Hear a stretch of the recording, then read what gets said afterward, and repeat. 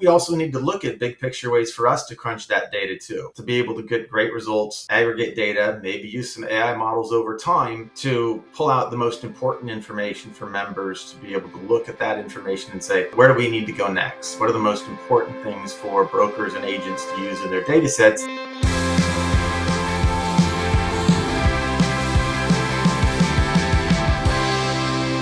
Hi, and welcome to the Triangle Real Estate Podcast.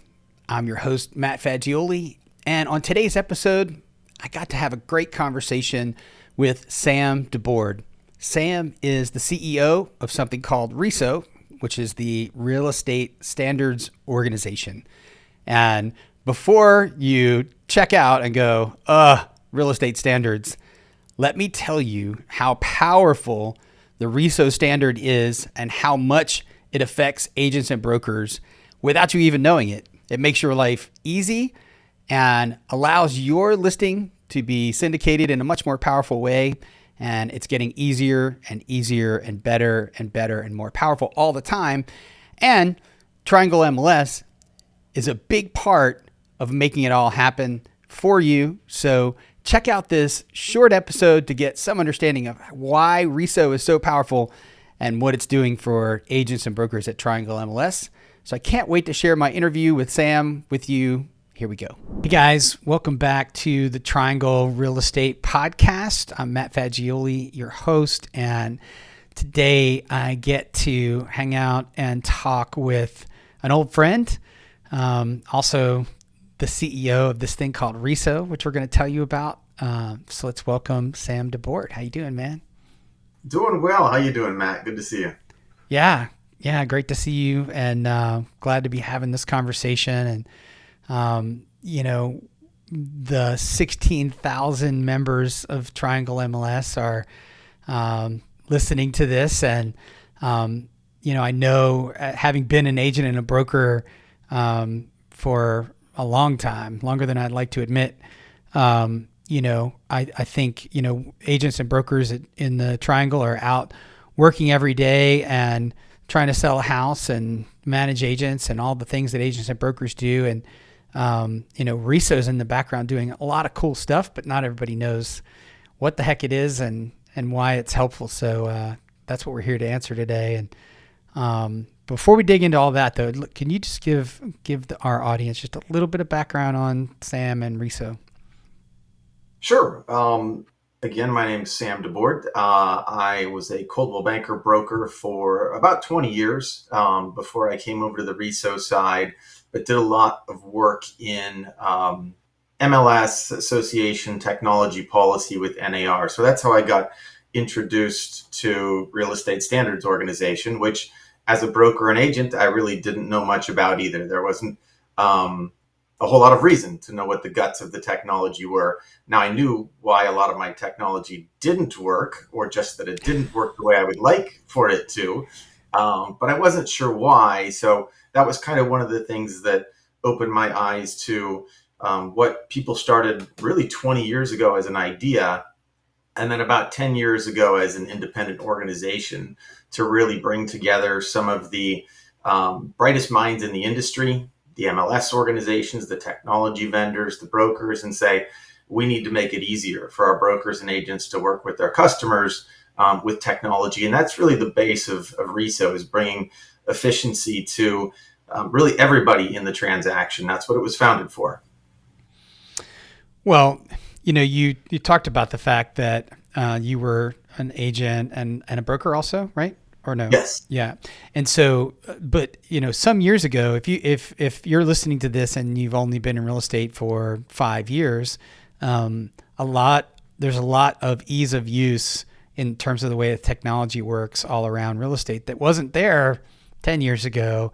And RESO is in the middle of making that all work. Can you talk a little bit, Sam, about, kind of what that journey was like? And, I know you weren't at RESO the whole time, but you experienced it. So talk about that a little bit. Yeah, as a broker, you remember as well as I do when nothing was connected. So you could create a listing. Maybe it didn't flow from the MLS into your broker back office tools. It might show up three different ways at three different prices and two different statuses on one of the national websites. We didn't really have great mobile apps. And even at a time when a lot of other industries were getting some great technology and mobile technology, real estate was felt like it was lagging behind a little bit there. Um, so we sort of experienced that as a problem. But we don't think about technology standards a lot. I think in the industry, if you're a broker or an agent, you're doing day-to-day business. So I think a good way to think about it is just your regular technology you use. So you've got a cell phone, maybe it's an iPhone, and the iPhone, you expect that you can still use Google Chrome or a Microsoft app, maybe, or Facebook. And these are all companies that don't like each other. They're competitors, but they agree to work together on a standard so that all those systems can talk to each other. So you and your customer, your client, can send listings back and forth to each other. And that's really the essence of RESO. What it was created for is to make those things kind of work together. You've probably bought wireless headphones, and whether they're made by Apple or Sony or they're Beats headphones, they can connect to an iPhone or a PC or a Samsung tablet because that's a standard. There's a standard of Bluetooth, and the Bluetooth organization is what makes all those things connect with a universal language. So that's really what the folks at RESO came together to build, was a universal language for technology, so that you can input a listing at your MLS.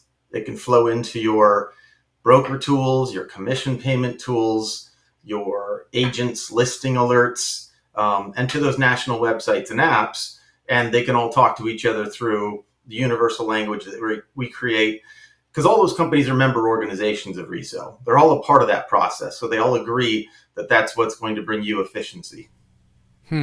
Man, those are great examples and analogies, and I think it makes a ton of sense. You talked about the Bluetooth organization and the headphones, and I think that ties in really well. There's always a new piece of technology launching in real estate, and that was a nightmare for sure 10 years ago, for a new tech company to come in and try to talk to all the MLSs and try to figure out how to make sense of the myriad of different systems that existed. And the fact that isn't the case anymore is a testament to RESO. Triangle, I know, has been a member and a contributor for a long time with RESO, and a lot of the MLSs are, I think, if I understand it correctly, are the ones that kind of made this all happen. Is that accurate? It is. Triangle's been a big supporter for a long time. The MLS community really came together and made this happen. The MLS community and their technology vendors who said, we need to make this easier for our customers. And so that's why you see now something we take for granted, which is that MLSs have transaction management software, maybe e-signatures, again, these things that flow into your onboard MLS CMA tools or independent CMA tools. The MLSs were the ones that knew, even though there may be 500 of them, which is still a little bit of a logistical battle for technology vendors to move up in the space, at least if the new technology companies can have a standard way of accessing the data from a technical perspective, it takes away some of those barriers. So it allows all of the new tech that you see coming to the MLSs, for agents, whether it's your independent tools you use with your clients or whether it's the ones you're using right there on board in your core MLS system, it allows more competition there. And that's really the key. It's just allowing new companies to compete, and obviously the incumbents to move faster and be more competitive. At the end of the day, the benefits consumers, and that's you. I mean, the brokers and agents, you're the consumers of this technology, obviously, as well as your clients. But it's been great to have. I think we have 500 MLSs certified on our system. So we not only create the standard with our member organizations, but we have technology tools that run tests on all of these systems to make sure they comply with the standard. Because a standard's a great idea, but a standard with a test is something that's kind of where the rubber meets the road. And so you can ensure, whether you're just buying tools yourself as a broker or whether your MLS is paying for those tools, that you've got sort of that seal of approval with a certification that says these things have gone through the ringer and they're really going to integrate with your other tools, which is kind of what everyone's looking for. They want all of their different systems to talk to each other. So that's the other big benefit of what our members do, is create that certification side. Hmm. Man, awesome. So can you tell us a little bit about where it's all going? What's the roadmap look like for RESO and, the MLS partners and the tech vendors that all rely on it? Sure. I think one thing that our folks understand, and sometimes love and sometimes don't, that technology is always changing. So there will always be a new version. We've got what's called the data dictionary. That's kind of part of the language of how the technology talks to each other. There will always be a new version. We're always adding new things to our markets. You've got local, unique things that you do in Triangle that are different than other MLS marketplaces. So there will always be new additions to standards, new things to certify. I think the exciting thing right now is the US has kind of proven out that this works in their technology. Canada's taking this on right now. So the individual boards are converting to our standards now. The Canadian Real Estate Association is moving their nationwide aggregated data that they send to their brokers over to the standard.